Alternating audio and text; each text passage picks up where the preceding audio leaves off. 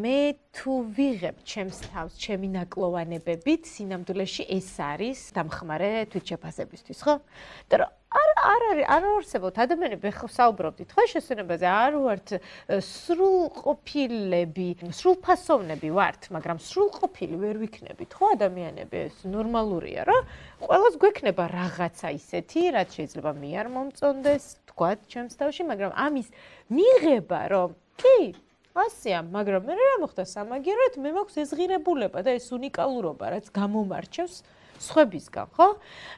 თუ აი ამას ვაცნობიერებ ერთის მხრივ ის, რაც მე არ მომწონს ჩემ თავში და კი, გასაგებია, რომ ესაა. შეიძლება ეს იყოს მახასიათებელი.